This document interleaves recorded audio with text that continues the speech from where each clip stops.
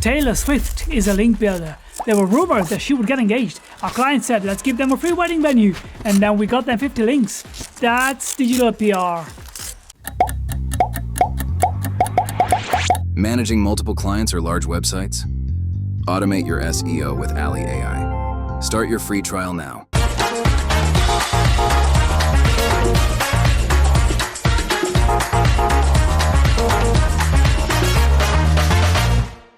Wix Studio, one end-to-end web creation platform for your agency to deliver exceptional work with absolute efficiency.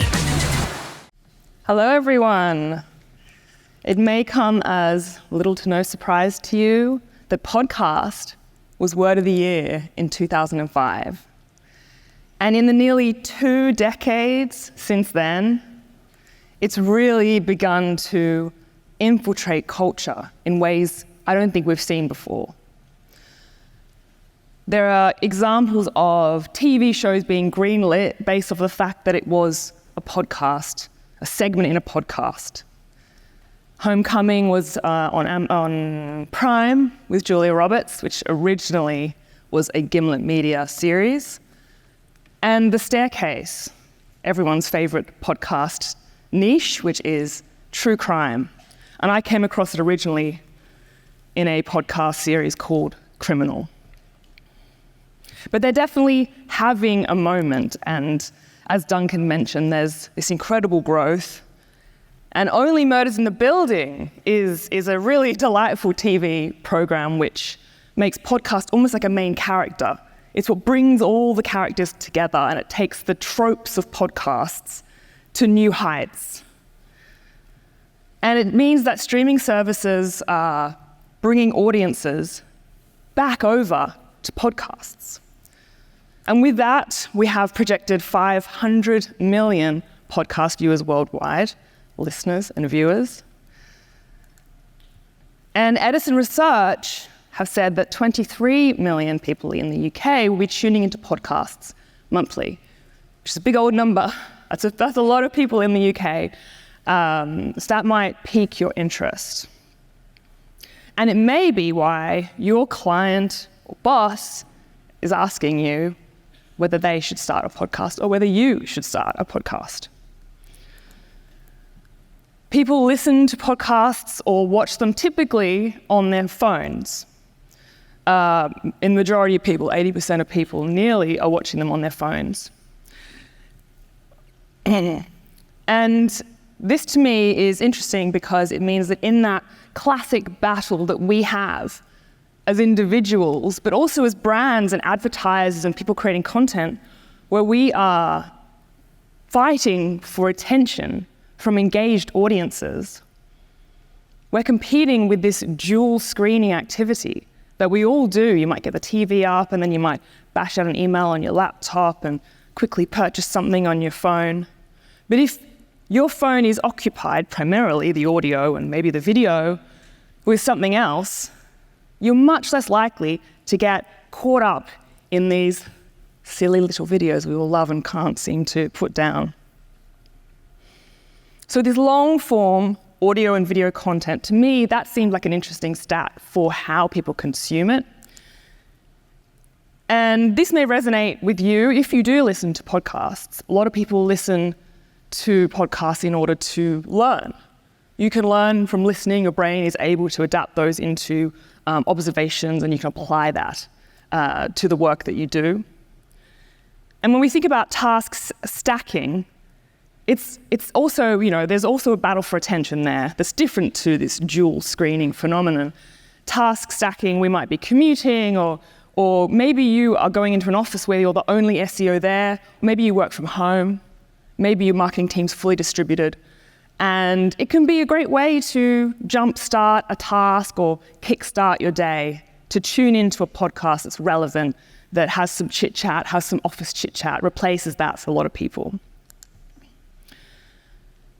So should you start a podcast? And when I was faced with this question 12 months ago, we said, yes, we did. We did want to start a podcast because it looks like there's certainly an opportunity out there.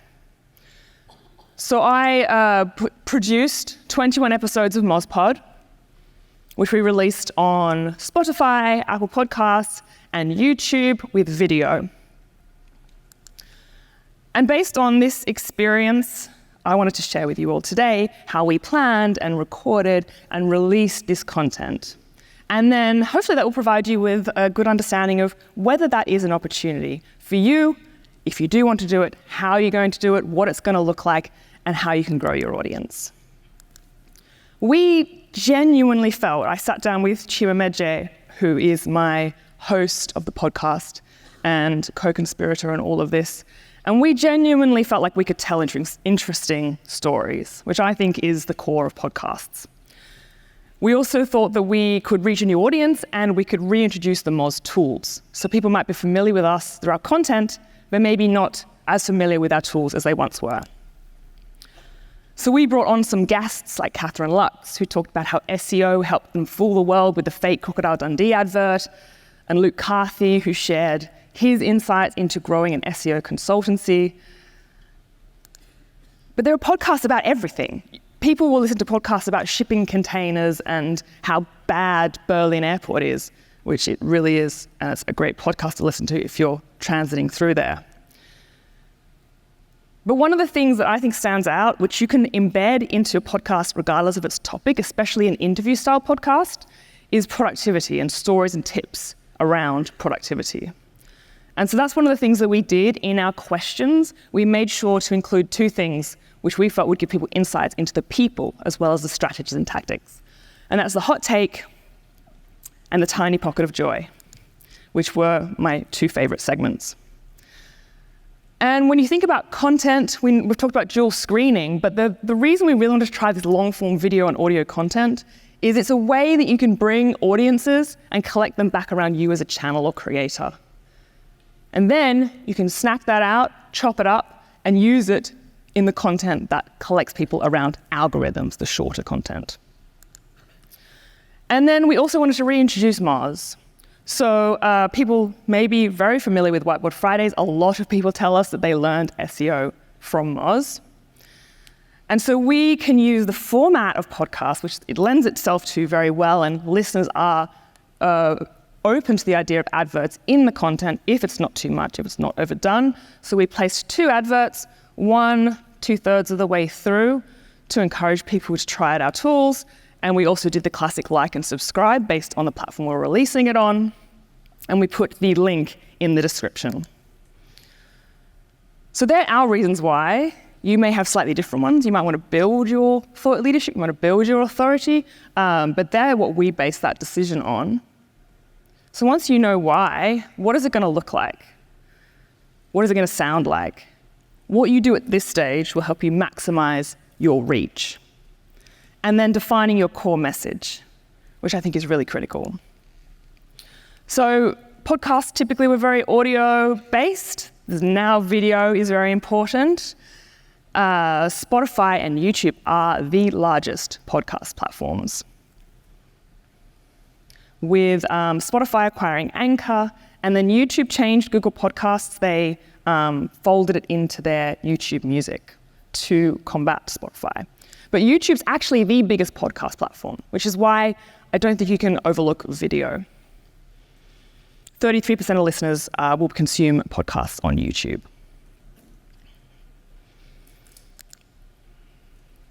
And people will stop listening. So if you want to reach an audience, you want to engage them and retain them, it's important to understand why people might switch off. Poor audio, annoying mouth noises, overly promotional, no clear understanding of what's going on, not informed. This is some information I gathered just trawling through forums. But that can inform how you put this content together.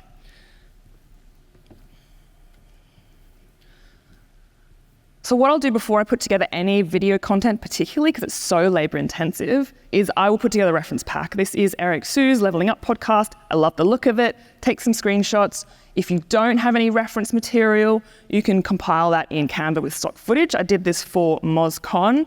I've always had way more success working and briefing people I'm working with and keeping myself accountable to my content if I have these visual images to refer back to. And it only takes about 20 minutes. You can throw this together really quickly. You can then use this when you're setting up your cameras, if you're working with a team, and to inform your grade. This is pre-graded footage for when Arij came on the podcast. And everything you do up to now is going to help you understand and inform how you can maximize the reach for content.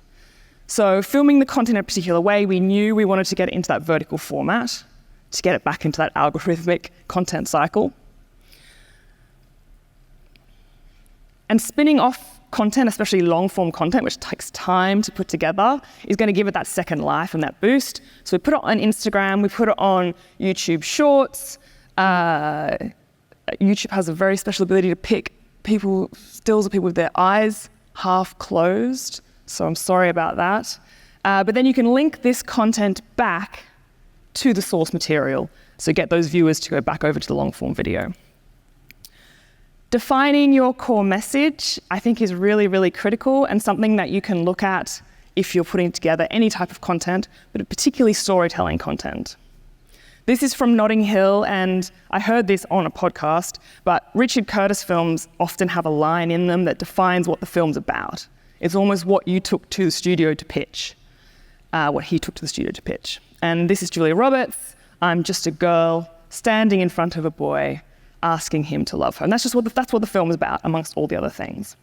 And so when you're filming content, I always pay attention to what people are saying to see if we can get that nugget. That could be what you trim out and use on social. It could be what you take out and put onto your reels. And it helps you understand, like, what is your content about? This is Arij talking about her community. Every now and then, you just want to be mentored by another woman. It's simple. It's what it is. It explains it. And you can also use this message to get a better understanding of what your entire series is about. So as Claire mentioned in the intro, we wanted to tell the stories of the people working in SEO. And I also really like the SEO mindset tagline, which even centers the reader and the audience further, which is to optimize your SEO career. You know exactly what you're getting. So now you know what it is you're trying to get. You've briefed it. You understand what it's going to look like, what it's going to sound like. These are the 4 things that are going to help you, are going to inform the work, the level of effort, the costs, and ultimately your success. You can get started for under £100. There's no barrier to entry to podcasting. So you don't have to have a lot of equipment, but it will help you understand if you can get where you want to with your brief. So you can start off with headphones, a mic. If you've got a computer or phone, you can record it, you can video it, you can release it for free on platforms, and you're good to go. For us, we were really fortunate that we had access to the IGN studio, where they film a lot of their gaming YouTube content. And it had some sound treatment. We had these podcast Shure SM7 microphones and this sort of talk show style interior. So it enabled us to get something closer to what we were really excited to put out there. And getting people in the room, I felt, was going to give the content more dynamic. You can absolutely film and record and release a podcast remotely, and there are benefits to doing that as well. But this was something we were really excited to put together. And this is the team that we put together to produce it. We brought in a videographer. We had 3 cameras. Based off of the brief, we knew that we had to have a guest, a host, and a wide shot. And an audio engineer, not just to make sure we got the audio on the day, but to make sure we could have something we were happy to release.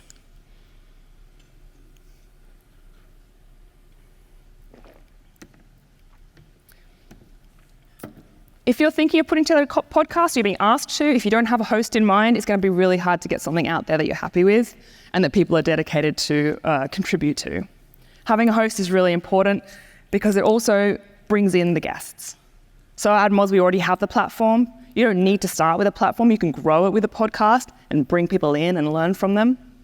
But we had some incredible guests, and we had a lot of commitment from them too. And scheduling is something that's really important, depending on how you're going to film it. If you're doing it in person and there's conflicts and there's changes, it can be problematic. If you are batch cooking them like we did 21 episodes over 7 days. That actually helped us ensure that we had the content we wanted to release all year. The downside to that is that it's harder to respond to topical things going on in the industry. So there's ways that I would probably combine those two things, batch cook some of it, and then produce some content when things happen. So they're the 4 things that I would pay close attention to. It's going to inform whether you can achieve what you're hoping to achieve. And then there's the who, your audience, who they are, how you can grow them, how you can make the content work for you. When you're optimizing your content, as always, you want to be looking at building the topical authority of your site, driving more traffic to your site, and also increasing views on platforms, these other platforms that you're publishing it to. And it is somewhat surprising how high some people's expectations are of content that's essentially published for free on YouTube. But the competition is high. There's a lot of really good quality content out there. So we put it out onto Spotify, Apple Podcasts, and we really focused on our guests.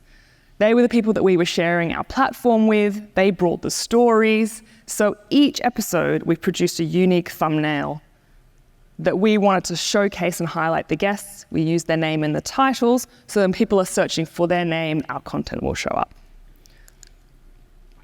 Naming your podcast, in addition to the core message, naming is really important. My friend produced this podcast. You can't find it on Spotify. She can't find it on Spotify. It's too vague, it's too broad. So think about naming from the beginning. And think about also, if you do listen to podcasts, how you find other podcasts. I would be searching best women's football podcast. On mobile, you'll see sources from across the web. On a desktop, you'll see these lists. So of course, I published a list of my favorite SEO podcasts. And then going on to forums like Reddit, asking people what their favorite podcast is. This person has then snuck in a link to their own. Bit of a gray area. Probably won't, but might get your account banned, depending on how that goes.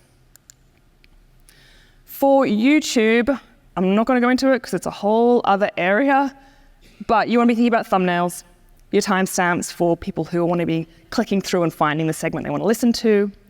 For thumbnails, if you haven't put them in, I have found that you can go and search your video, head to the video results and find the key moments, and then copy and paste them back into your YouTube description. You can also use a vast array of AI tools to pull those out. It just seems to be that AI doesn't really want to understand exactly what the timestamp is. It goes very creative. And then end cards to get people watching more of your content on YouTube. And then publishing your content on your site. You want to make sure that you have the transcripts, the video, everything published nicely so that you can generate more backlinks. And Andy Crestadina did mention at MozCon this year that one of the ways you can get your brand into AI overviews is with podcast transcripts and publishing those. We all know that these LLMs are trying to find more and more information to feed to their machines, and these long-form transcripts are one of the ways. Whether it drives traffic, it's up in the air, but definitely a brand visibility play. You're probably not going to get into the millions of downloads from the get-go. Set your expectations. Even with a platform, even if you're doing really good content, it takes time. It's a war of attrition, really. You really want to be out there long enough to gather an audience who can trust you and come along with you on the journey. And Calvin said it himself when he came on MozPod. He started small, 15 to 20 people, sold it out, people were sitting on the floor, and grew it from there. So there's an opportunity to grow something with sustained input. It just takes time and resources. Duncan, I was up at Arsenal watching the women's football, Arsenal versus Man City, and I was thinking about this idea of audiences and how do you fill a stadium, how do you set expectations like this? And so instead of thinking about that entire space, maybe thinking about just one block or one row and filling that out. Because they're people who are there, then you can understand why they're there, what they like about it, how can you adapt. If you get to 200 people, you can book out like a Ryanair flight and all go on holiday together. Then you can just grow it from there. And Joshua George came on MozPod as well. He runs the agency ClickSlice, And he's set up his own podcast. And he said that even with a couple hundred views on YouTube, he's got 5 leads and one of them is ready to sign. So I do think there's an opportunity there if you can make sure that you are putting together something you're happy with, that your audience is going to enjoy, and leading with value first. I talked about the tiny pocket of joy. It is one of my favorite segments. And so I'll leave you with this, which is Katie Barnard's from Impression Digital's Tiny Pocket of Joy, that every night her partner and her will go through the 3 positives that happened that day without fail, and that it's harder to do when you've had a bad day, but that's when you need to do it even more. So I'm very grateful today for the cup of tea, the hot cup of tea that I had earlier, the incredible team at Brighton for giving me this opportunity, and for all of you for turning up today. Thank you very much. Monthly reporting making you want to shove sharp things up your nose? Try Dragon Metrics, the all-in-one SEO software with mind-blowing reporting tools.